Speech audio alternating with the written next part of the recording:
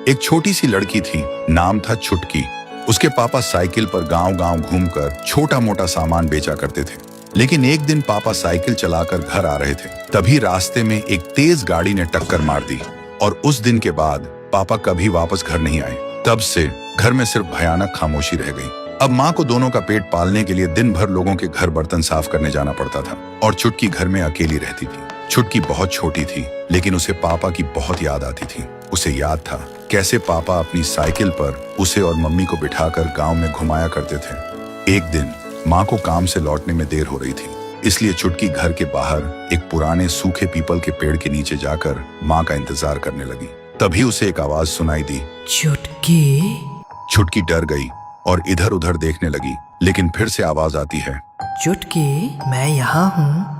फिर छुटकी डरते हुए पेड़ के पीछे जाती है और उसने देखा पेड़ के तने में एक सुरंग बनी है। तभी उस सुरंग से एक और आवाज आती है, मैं तेरा पापा हूँ। छुटकी की सांसें रुक जाती हैं। वह रोती हुई बोलती है, पापा आप कहाँ चले गए थे? सुरंग से आवाज आती है, मैं यही हूँ, बस तू मुझे देख नहीं सकती, लेकिन अगर तू अंदर आ जाए तो हम हमेशा साथ रह सकते हैं। छुटकी की आंखों में आंसू आ जाते हैं। फिर वह पेड़ के सुरंग के अंदर देखने की कोशिश करती है। अंदर घुप अंधेरा था। तभी अचानक उस अंधेरे में दो लाल आंखें चमकी, लेकिन इससे पहले कि छुटकी कुछ समझ पाती, अगले ही पल पेड़ छुटकी को अपने अंदर खींच लिया और पेड़ के अंदर से एक खौफनाक हंसी गूंज उठी।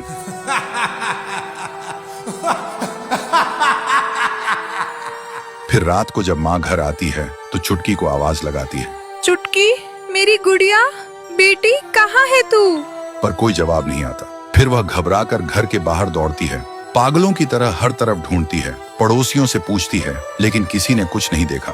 और फिर ढूंढते ढूंढते उसी सूखे पीपल के पेड़ के पास पहुंच जाती है। तभी उनकी नजर पेड़ के नीचे छुटकी की एक छोटी सी चप्पल पर पड़ती है। देखते ही माँ का दिल जोर से धड़कने लगता है। फिर उसने देखा पेड़ की छाल पर खून से लिखा था, पापा के पास जा रही हूँ। देखते ही माँ सन्न रह जाती है और वहीं गिर के दहाड़ मार मार कर रोने लगती है। लेकिन ट्विस्ट ये था, उस पेड़ के अंदर छुटकी के पापा नहीं थे। वहाँ एक पुरानी भूखी रूह रहती थी जो सदियों से अकेली और दुखी बच्चियों को उनके अपनों की आवाज बनकर बुलाती थी और फिर उन्हें पेड़ के अंदर खींच लेती थी।